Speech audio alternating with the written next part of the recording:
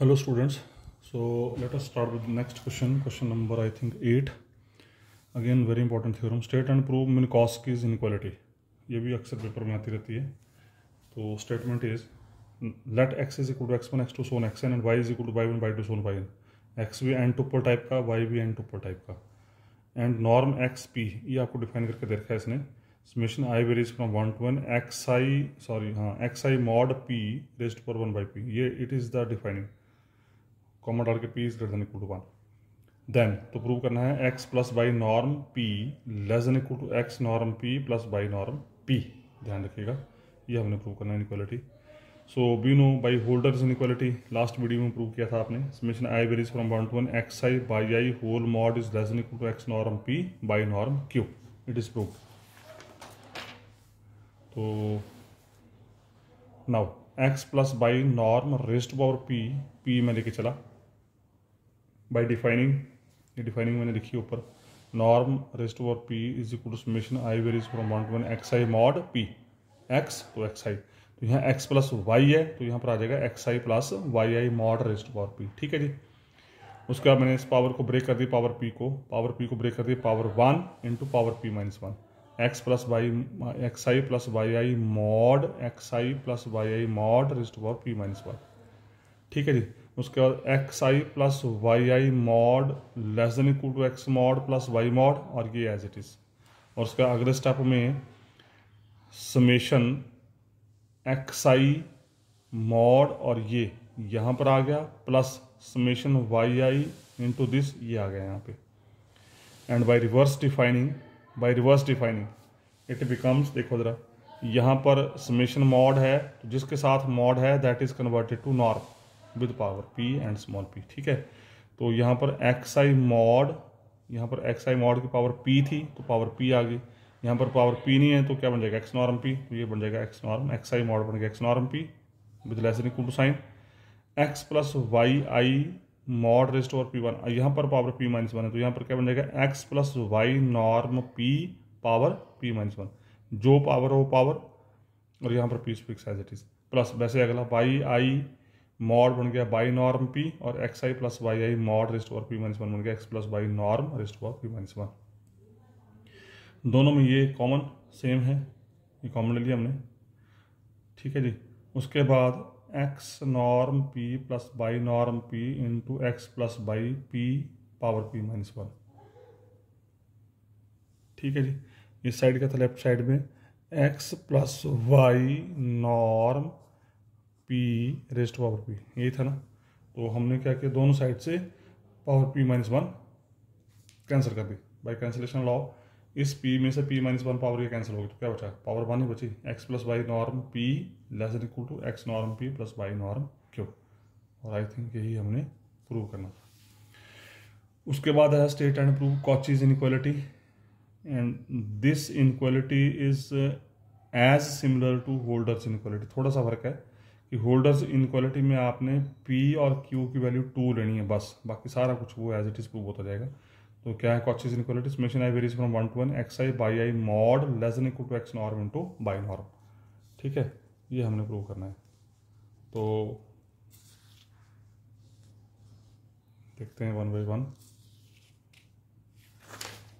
Statement देखिए जरा. Statement let x is equal to x1 x2 so on xn by equal to y1 y2 so on yn o n tuple type and norm x. ये important है यहाँ पे. Holder inequality में यहाँ पैर में p था, यहाँ पर p नहीं लेंगे आप. नॉर्म x यहाँ पैर में p नहीं लेंगे लेकिन यहाँ पर p की वैल्यू 2 यूज करेंगे. Norm x equal summation i varies from 1 to n x i mod square raised power 1 by 2. अगर y होता तो कैसे लिखेंगे, summation i varies 1 to n y i mod square power 1 by 2. Then summation i varies from 1 to n x i by i mod less than equal to x norm into by norm. तो कुछ नहीं करना है, वही same. हालांकि आपको मैं पहले होमवर्क देने वाला था पर चलो अब मैं करवा देता हूँ उसको हल्का हल्का आइडिया देके. तो same result. We know a i raised power 1 by p b i raised power 1 by q less than equal to a i बटा p प्लस बी आई बटा q. ठीक है जी. Put a i equal to Holder's inequality में क्या था, वहाँ power p थी, यहाँ पर पावर 2 ले लिया हमने. p की वैल्यू भी 2 ले ली, q की वैल्यू भी 2 ले ली. ठीक है, मतलब p और q हमने 2 पुट कर दिए. तो p और q 2 पुट कर दिए तो क्या बन जाएगा, ए आई की पावर 1 by 2 बी आई की power 1 by 2 less than equal to a i बटा 2 प्लस बी आई बटा 2. ये आ गया. और साथ में ए आई और बी आई की वैल्यू यहाँ पे रख दी। जैसे रखेंगे तो 2 1/2 कैंसिल हो जाएगा, 2 1/2 कैंसिल हो जाएगा and be left with this. उसके बाद दोनों मॉड मल्टीप्लिकेशन में है, मॉड है, ध्यान रखना, ये दिस इज नॉट नॉर्म, दोनों मॉड हैं और दोनों मॉड हमने क्लब कर दिए।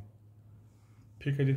उसके बाद फिर आई की value 1 2 so on up to n put की, और पुट करने के बाद आपके पास ये बन गया आई की वैल्यू 1, ये पहला रिजल्ट, आई की वैल्यू 2, आई की वैल्यू 3 एंड सोन। उसके बाद फिर इनको साइमल्टेनियसली ऐड कर दिया, और जैसे ऐड करेंगे और ऐड करते वक्त ध्यान रखना x norm y norm denominator में सब में कॉमन नजर आ रहा है। ठीक है, और यहाँ पर ए आई को जब ऐड करेंगे तो डिनोमिनेटर में 2 कॉमन नजर आ रहा है, बी आई को ऐड करेंगे तो डिनोमिनेटर में 2 नजर आ रहा है। ऑन एडिंग तो ये बन जाएगा 1/x norm y norm bracket में x1/1 mod plus x2/2 mod plus 1 plus xn/n mod less than equal to 1/2 common a1 plus a2 plus 1 plus an plus 1/2 common by b1 plus b2 plus 1 plus bn। ठीक है, तो ये सम ये बन गया आपका summation i varies from 1 to n xi by i mod denominator में x norm into by norm less than equal to, ये आपको पता होल्डर इनइक्वालिटी में देखा था आपने, ये सम 1 के बराबर होता है, मतलब a1 plus a2 plus 1 plus an 1 होता है, b1 plus b2 plus 1 plus bn 1 होता है, हालांकि मैंने यहाँ किया है तो ये 1 हो गया, ये 1 हो गया, तो 1/2 प्लस 1/2 इज 1 और क्रॉस मल्टीप्लाई कर दिया। I think it is proved, पर मैंने यहाँ पर बता दिया आपको ये a1 plus a2 plus 1 plus an how it is equal to 1, तो a1 plus a2 plus 1 plus an, a1 की वैल्यू, ai की वैल्यू आपने लिखी थी पीछे, what is the value of ai, the value of ai is x my mod बटे x norm का whole square, तो आई की वैल्यू 1 देंगे तो क्या बन जाएगी, वैल्यू 1 देंगे तो x1 mod square but x norm square, फिर 2 देंगे तो x2 मॉड स्क्वायर, तो 1/x नॉर्म स्क्वायर सब टर्मों में आएगा कॉमन होकर बाहर, और x1 square plus x2 square plus 1 plus xn square, अगर यहाँ पावर p होती तो यहाँ नॉर्म x की पावर p बन जाता, पावर 2 है तो नॉर्म x की पावर 2 बन गई। देख चुके हैं कई बार पीछे वीडियोज़ में आप, ये दोनों cancel, so this becomes 1 on the same lines, this sum is also 1, तो this is the reason behind how this sum and this sum is equal to 1 and we left with this inequality. So this is the final answer and this is so called Cauchy's inequality I think। ठीक है, तो ये by name तीन या 4 inequalities थी, Holder's inequality, Minkowski's inequalities and this Cauchy's inequality, इसमें से एक हर बार पेपर में आती है, ध्यान रखना है। ठीक है जी, अब शुरू होता है नेक्स्ट, आप ये बोल सकते हैं कि नेक्स्ट कैटेगरी बोल सकते हैं, नेक्स्ट टाइप बोल सकते हैं, और इस तरह के अब हमारे पास डिफरेंट स्पेसिस आएंगे, 6-7 स्पेसिस आएंगे डिफरेंट, और इन 6-7 स्पेसिस में से 1 या 2 स्पेसिस के क्वेश्चन ग्रांटेड पेपर में आते हैं, तो इसको थोड़ा ध्यान से देखना आपने। अगर एक क्वेश्चन अच्छे से अंडरस्टैंड कर गए तो आई थिंक बाकी क्वेश्चन आप बड़े आराम से अंडरस्टैंड करेंगे और अपने आप भी कर सकते हैं। तो next question number 10, show that linear space r की power n, now this is very important, r की power n means n tuple type space या c की पावर n।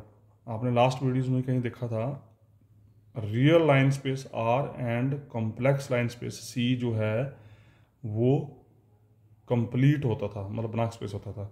अब उसकी जगह आ गया r की पावर n या c की power n of n tuples, मतलब यहाँ पर जो भी आप एलिमेंट उठाएंगे, जैसे x मान लो r की पावर n में उठाएंगे तो x कैसा होगा देखने में, x1, x2, so on, xn of reals और complex number, R Banach spaces आपने प्रूव करना है अभी कि आर की पावर n और c की power n which contains the elements of this type, मतलब आप जो भी एलिमेंट यहाँ से उठाएंगे that is of n tuple type.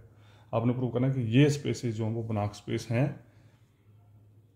Under the norm x equal to summation i varies from 1 to n xi mod square की power 1/2, और इनको करना है याद आपने। अगर आपको ध्यान हो तो मैंने लास्ट वीडियो में कुछ शब्द बोले थे कि आगे जाके आपके पास डिफरेंट स्पेसिस आएंगे, जैसे ये पहला स्पेस आ गया अब r की पावर n या c की पावर n, तो अगर इस तरह का स्पेस होगा तो इसमें आप जो भी एलिमेंट उठाएंगे उसका नॉर्म होगा summation i varies from 1 to n xi mod square raise to power 1/2।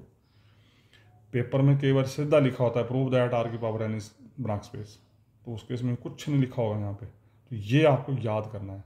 अगर तो लिखा होगा तब तो बड़ी अच्छी बात है, नहीं लिखा होगा तो आपको ये चीज़ें याद करनी है, मतलब जब आप प्रूफ स्टार्ट करेंगे तो आपको ये मेंशन करनी पड़ेंगी, कैसे, let x belongs to r की power n, this imply x equal this of reals whatever जो भी पूछा होगा कॉम्प्लेक्स नंबर्स। ठीक है, let us define the norm of x belongs to r की power n, let us define the norm of element x belongs to r की power n as norm x equal summation i varies from 1 to n xi mod square 1/2 with power 1/2। ये आपको लिखना पड़ेगा। अगर उसने straight पे पूछा होगा प्रूव दैट आर की power N is max space, अगर तेरे को डिफाइन करके तब तो दिक्कत नहीं है। These are called Euclidean. अगर आर की पावर एन की बात की होगी तो उसको बोलते हैं यूक्लिडियन स्पेस, सी की पावर एन की बात की होगी तो उसको बोलते हैं यूनिटरी स्पेस। कई बार पेपर में ऐसे पूछता है question, prove that Euclidean spaces are Banach space, या यूक्लिडियन स्पेसिस बनाक स्पेस, या यूनिटरी स्पेसिस बनाक स्पेस। तो ये स्पेसिस की डिफाइनिंग आपने याद करनी, मैं बार बार बोल रहा हूँ कि स्पेस का करेक्टर क्या है, उसमें एलिमेंट कैसे हैं, और जो उसमें आप एलिमेंट उठा रहे हैं उसका नॉर्म कैसे डिफाइन कर रहे हैं। दिस इज इंपॉर्टेंट बस, ठीक है। अगर ये याद है तो कोई दिक्कत नहीं है। ओके, तो ultimately we want to prove R की पावर एन या सी की पावर एन जो है वो बनाक स्पेस है। तो क्या प्रूव करेंगे? नंबर 1 ये नॉर्मल लीनियर स्पेस है, नंबर 2 ये कंप्लीट है। और कंप्लीट प्रूव करने का तरीका अगर आपको याद हो क्या तरीका था, नंबर 1 इसमें एक कॉची सीक्वेंस उठाओ, नंबर 2 वो कॉची सीक्वेंस कन्वर्ज करनी चाहिए, नंबर 3 वो कॉची सीक्वेंस जिसको कन्वर्ज करती है वो भी इसी का एलिमेंट होना चाहिए। अब आर की पावर एन का करेक्टर क्या है? नंबर 1 इसमें जो भी आप एलिमेंट उठाएंगे वो एन टुपल टाइप का होगा, ध्यान रखना है। इसमें जो भी एलिमेंट उठेगा वो एन टुपल टाइप का होगा, ठीक है। जिसको भी इसके अंदर भेजना है वो भी एन टुपल टाइप का ही होना चाहिए। तो ये थोड़ा ध्यान रखें आप। ओके, तो फर्स्ट क्लेम पहला पार्ट क्या प्रूव करेंगे? आर की पावर एन या सी की पावर एन जो वो नॉर्मल लीनियर स्पेस है। तो नॉर्मल लीनियर स्पेस का मतलब वो नॉर्मल लीनियर स्पेस की 4 प्रॉपर्टीज देखते हैं 1 by 1। मैं फिर रिपीट कर रहा हूँ, ध्यान रखना है यहाँ पर जो भी आप एलिमेंट उठाएंगे that is of n tuple type. जो भी एलिमेंट उठेगा that is n tuple type. तो सबसे पहले आप नॉर्म एक्स लेके चले। नॉर्म एक्स उसने डिफाइन करके दे रखा है summation i varies from 1 to n x i mod square power 1/2। अब उसको ध्यान से अगर आप ऑब्जर्व करें, this is mod, mod is always positive, positive का स्क्वायर पॉजिटिव, और पॉजिटिव टर्म्स का सम फिर पॉजिटिव, और पॉजिटिव नंबर का रूट लेंगे तो पॉजिटिव ही आएगा। तो it is greater than equal 0। Second property norm x equal 0 implies and implied by norm x की डिफाइनिंग ये 0 होगी, दोनों साइड रूट लिया, सॉरी दोनों साइड स्क्वायरिंग की, तो क्या बचेगा? Summation i varies from 1 to n x i mod square equal 0। अब ध्यान से सुन लेना मेरी बात, जरा मैं क्या बोल रहा हूँ। This is positive number because this is square, ultimately इसका मतलब this is the sum of positive numbers, this is the sum of positive numbers, ध्यान रखिए। और पॉजिटिव नंबर्स का सम अगर 0 है तो it is only possible if number is itself equal 0 for all i. Very very important. मतलब अगर positive numbers का सम 0 के बराबर है, पॉजिटिव टर्म्स का सम 0 के बराबर है, तो it is only possible if and only if every term is itself equal to 0, otherwise ये कभी 0 हो ही नहीं सकता है, ध्यान रखना चाहिए इसका। तो it is equal 0 for all i, very important है, एवरी टर्म इज इक्वल 0। उसका फिर वही x i mod square equal 0 means this number this vector is itself equal 0 for all I, for all आई ध्यान रखना खास इसका। For all I means x1 भी 0, x2 भी 0, सोन xn भी 0। इसका मतलब x1, x2, so on, xn bracket में equal 0। Basically it is not 0, basically it is 0, 0, so on, 0, but we are writing 0 here. So x1, x2, so on, xn का मतलब x equal 0, ठीक है जी। बेसिकली दिस इज 0, 0, सोन, 0, ये है इसका बेसिकली रूप। तो ये बन गया x, ये बन गया 0 वेक्टर। तो फर्स्ट प्रॉपर्टी होगी हमारा नॉर्म एक्स अगर 0 के बराबर है तो x 0 के बराबर होगा। थर्ड प्रॉपर्टी क्या होती थी? उसके लिए आप दो एलिमेंट लेके चलते थे, एक्स और वाई, 2 आर की पावर एन में उठाए तो एक्स भी एन टुपल टाइप का और वाई भी एन टुपल टाइप का। अब ध्यान से चलना, ध्यान रखना, टुप्पल है, बार बार बोल रहा हूँ। हम एक्स प्लस वाई नॉर्म का होल स्क्वायर लेके चले, एक्स प्लस वाई नॉर्म का होल स्क्वायर लेके चले, ध्यान रखना आपने। यहाँ पर x नॉर्म आपको दे रखा है, अगर इसका मैं स्क्वायर कर दूँ तो यहाँ क्या बन जाएगा? 1/2 हट जाएगा यहाँ से, तो x नॉर्म स्क्वायर बन जाएगा summation i varies from 1 to n x i mod square, that's all, ठीक है। तो यहाँ पर बजाय मैं नॉर्म लेने के होल स्क्वायर लेके चला। और ध्यान रखना फॉर एवरी क्वेश्चन ऑनवर्ड्स इस तीसरी प्रॉपर्टी में हम लगभग होल स्क्वायर ही लेके चलेंगे जहाँ पर भी टुपल टाइप का होगा। तो equal to summation i varies from 1 to n x plus y का बन जाएगा x i plus y i mod square by defining square को मैंने ब्रेक कर दिया, x i plus y i mod into x i plus y i mod, same procedure हमने पिछले question में किया था अभी। उसका a plus b whole mod is less than equal to a mod plus B mod, उसका अलग अलग कर दिए summation x i mod into x i plus y i mod plus y i into x i plus y i mod and by Cauchy's inequality. Now by Cauchy's inequality, now we are applying Cauchy's inequality, summation x i mod y i mod या x i into y i whole mod is less than equal to x norm y norm by Cauchy's inequality, question number 9। तो ultimately we proved, देखो जरा, दोनों में x plus by norm common, दोनों में x plus by norm common, और उसके बाद दोनों साइड से एक x plus by norm goes out, we left with x plus by norm less than equal to x norm plus by norm. ठीक है जी।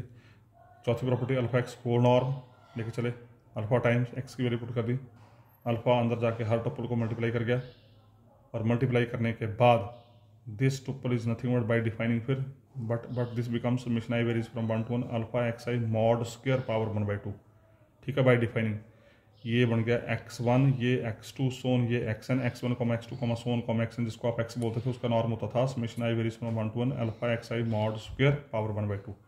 और उसके बाद क्योंकि मॉड है तो mod a b whole mod बन जाएगा, a mod into b mod अलग अलग हो गए।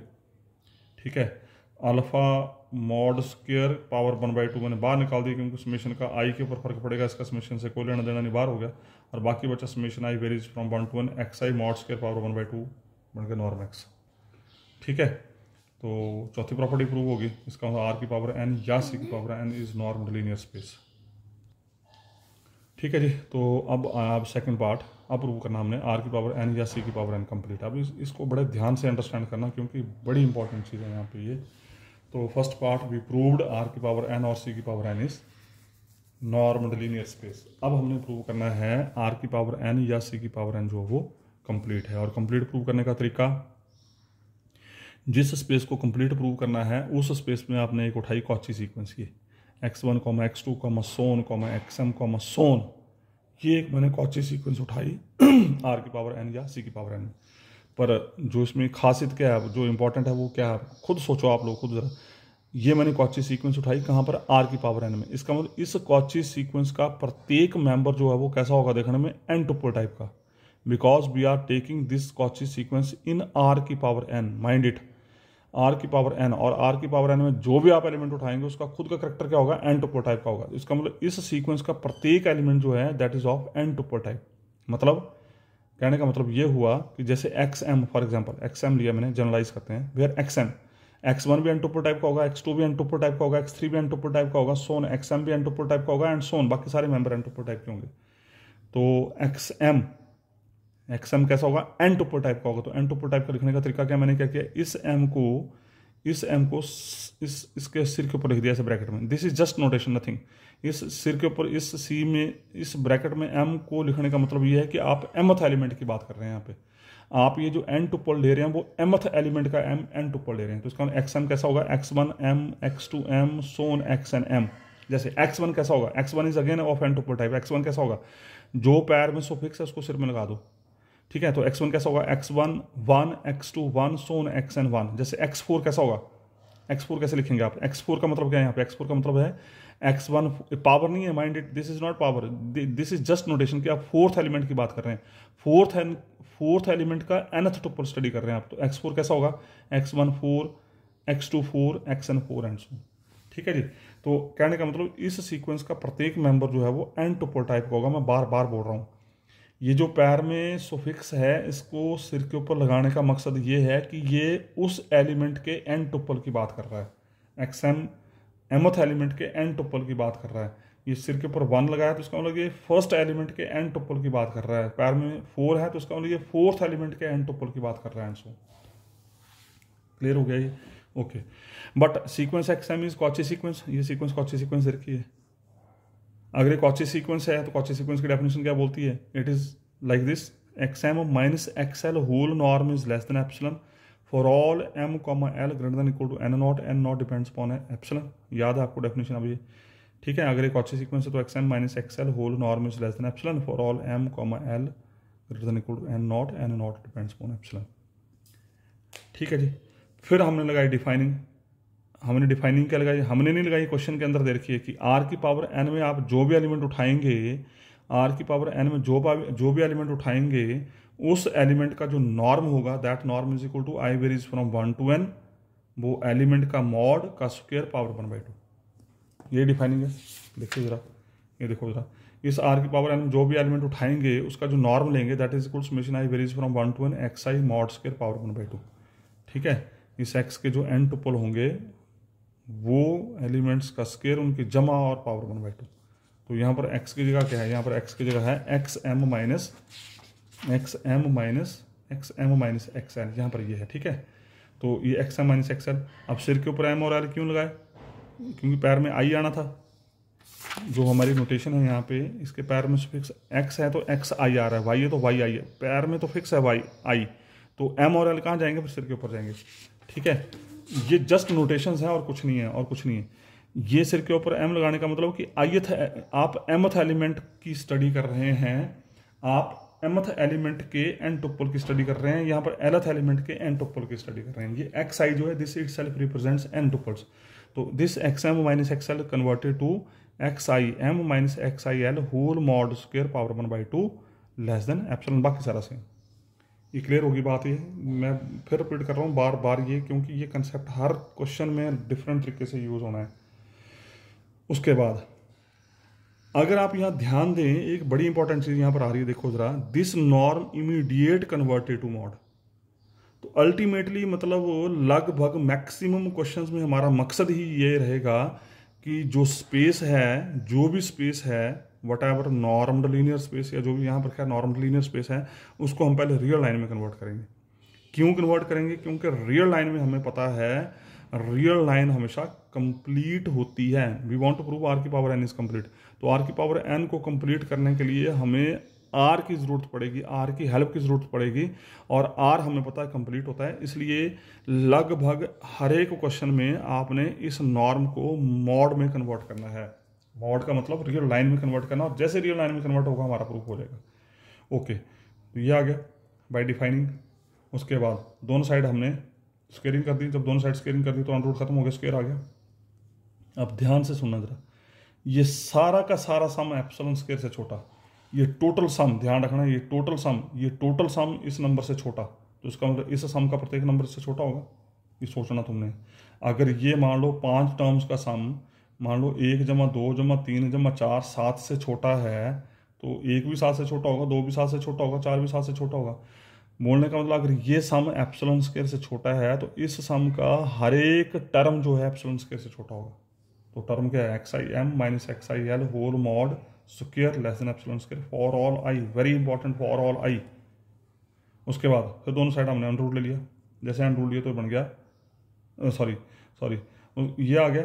उसके बाद फिर दोबारा से, अब ये टर्म जो है वो एप्सिलॉन स्क्वायर से छोटी है, तो ये एप्सिलॉन से भी छोटी होगी। अब यहाँ फिर मज़ेदार चीज़ है, इसको ध्यान से देखना ज़रा। ये this is again very important result. आपको पता है epsilon is very small, this is very very small but never be zero. और तीसरी condition, it is always positive.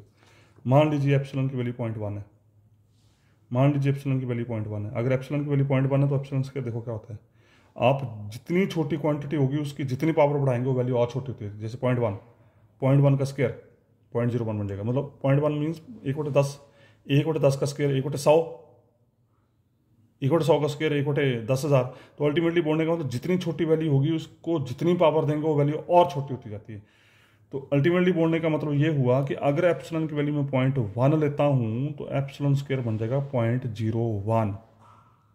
ठीक है, फॉर एग्जांपल अगर 0.001 से छोटा है तो ऑटोमेटिकली 0.001 0.1 से भी छोटा होगा।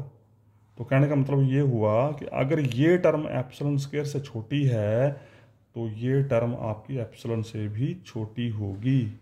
ये बात क्लियर होगी है, because epsilon is very very small, arbitrary, always positive and approaches to zero. तो एप्सिलॉन की वैल्यू जैसे आप 0.1 रख रहे हैं, मैं एग्जांपल करके बता रहा हूँ आपको। एप्सिलॉन की वैल्यू 0.1 रखेंगे तो एप्सिलॉन स्क्वायर की वैल्यू जो वो 0.01 हो जाएगी। आप चेक कर सकते हो, 0.1 का square is 0.01, I think so. तो if this is less than epsilon square तो this is less than epsilon.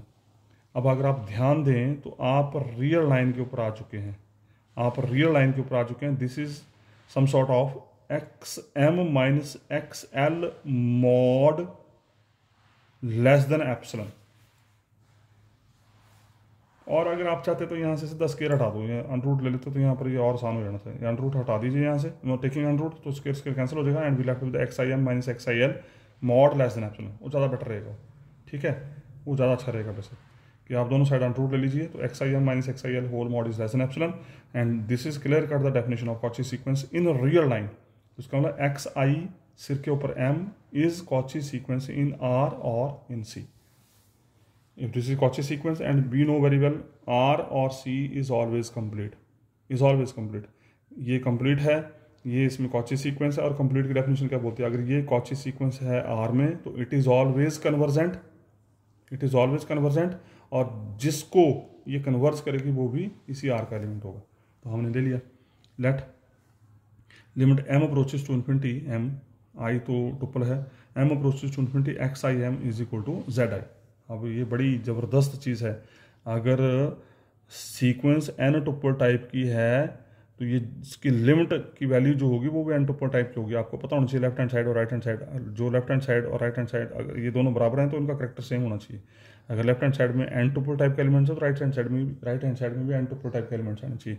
अगर इस सीक्वेंस में एलिमेंट जो है वो एन टुपल टाइप का है तो ये एलिमेंट जिसको कन्वर्ज करेगा, ये सीक्वेंस जिसको कन्वर्ज करेगी वो भी एन टुपल टाइप का होगा। तो हमने मान के लिया बिकॉज आर इज कंप्लीट तो it is very much clear this sequence is convergent. This sequence is convergent means इसकी limit is something finite. So let limit of this x i m is equal to z i और i equal to 1 to so on up to n। याद रखिए इसको जरा, x i m की limit आ गई Z i, x i m की limit आ गई Z I, ध्यान रखना है। तो हमने रियल लाइन की हेल्प से इस एमथ एलिमेंट की लिमिट मतलब इस सीक्वेंस की लिमिट जो वो जेड आई निकाल ली, एक्स आई एम की लिमिट जो वो जेड आई निकल गई। तो फ्रॉम नंबर वन से नंबर वन में क्या था, summation i varies from 1 to n x i m minus x i l whole mod square less than epsilon square था। अब यहाँ पर हमने एल के ऊपर लिमिट लगा दी, एल के ऊपर लिमिट लगा दी। तो जैसे एल के ऊपर लिमिट लगाई तो क्या बन जाएगा, summation i varies from 1 to n x i raise to power m minus x i l this as l approaches to infinity this x i l converges to z i. ये एक बड़ी ज़बरदस्त चीज़ है। यहाँ पे मैंने लास्ट वीडियोज़ में जब आपसे बात की थी अगर आपको याद हो, आई थिंक फर्स्ट वीडियो था ये, जो फर्स्ट वीडियो था मैंने एक सीक्वेंस ली थी, सीक्वेंस बना कौन है, इसको याद कर लेना आपने। This is again very standard result कि जब आपने यहाँ पर एन की वैल्यू 1 2 3 4 देना शुरू की थी तो आपने देखा था यहाँ पे इस सीक्वेंस का प्रत्येक मेंबर जो था वो 0 की तरफ जा रहा था। देखो जरा डिक्रीजिंग ऑर्डर में चल रहा है, 1 फिर 0.5 फिर 0.3 3.1 0.0 1.001 and ultimately every member goes to 0। मतलब इस सीक्वेंस का प्रत्येक एलिमेंट 0 की तरफ अप्रोच कर रहा है। तो इसका मतलब क्या हुआ, इसका मतलब यहाँ से हम ये बोल सकते हैं कि जब भी कोई सीक्वेंस कन्वर्ज करती है तो उस सीक्वेंस का प्रत्येक एलिमेंट एक ही नंबर को कन्वर्ज करता है। दिस इज वेरी इंपॉर्टेंट, मतलब लिमिट इज ऑलवेज यूनिक।